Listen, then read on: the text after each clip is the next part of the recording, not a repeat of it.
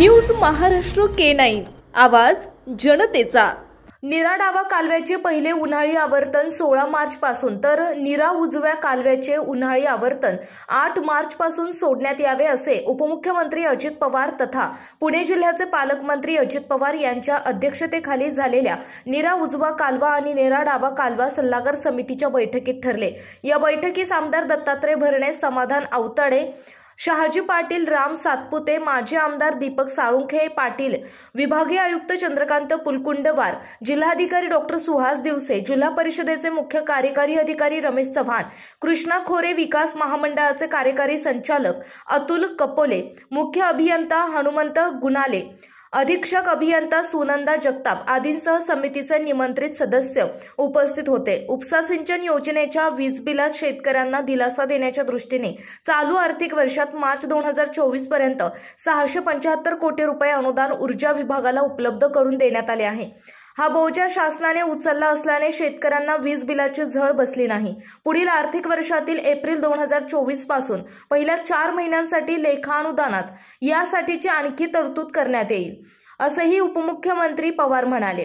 नीरा उजवा कालवा उन्हाळी हंगाम सिंचन आणि बिगर सिंचनासाठी 6.637 टीएमसी उपलब्ध असून उन्हाळी 2 आवर्तने सोडण्याचे नियोजन आहे।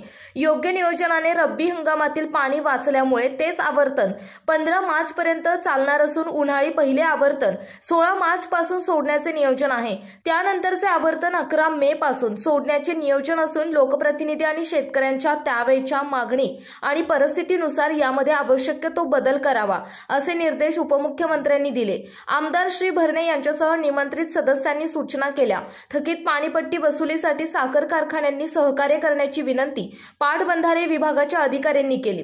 नीरा उजवा कालवा उन्हाळी हंगाम सिंचन आणि बिगर सिंचनासाठी 9.795 टीएमसी पाणी वापराचे नियोजन असून वीर आणि फलटणसाठी 8 मार्च पासून 70 दिवसांचे आवर्तन तर माळशिरस आणि माचनूरसाठी 10 मार्च पासून 71 दिवसांचे आवर्तन देण्याचे नियोजन असल्याचे पाटबंधारे विभागाच्या अधिकाऱ्यांनी सांगितले।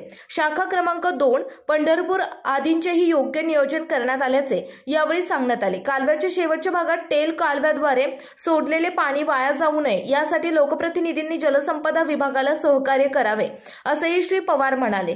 एक वेळ पाणी सोडलेले असताना शेतकऱ्यांकडे 4 वेळची पाणीपट्टीची मागणी करण्यात येत असल्याचे लोकप्रतिनिधी म्हणाले। त्यावर योग्य ती माहिती तपासून नियमाप्रमाणे पाणीपट्टी भरून घेऊन पुढील पाणी मागणीचे अर्ज घ्यावेत असे निर्देशही त्यांनी दिले। यावेळी गतवर्षीच्या तुलनेत पाणीसाठा कमी आहे तसेच मनुष्यबळ अपुरे असल्याने सुरळीत सिंचन व्यवस्थापनासाठी जलसंपदा विभागाच्या क्षेत्रीय कर्मचाऱ्यांच्या सेवा निवडणूक कामासाठी घेण्यात येऊ नयेत अशा सूचनाही श्री पवार यांनी दिल्या।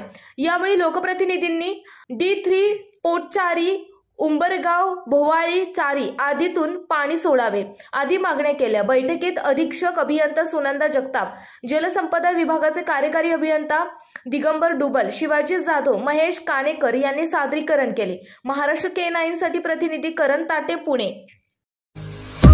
महाराष्ट्रातील महत्त्वाच्या आणि ताज्या बातम्या पाहण्यासाठी आमच्या न्यूज महाराष्ट्र K9 चॅनलला YouTube वर सबस्क्राइब करा आणि बेल आयकॉन प्रेस करा।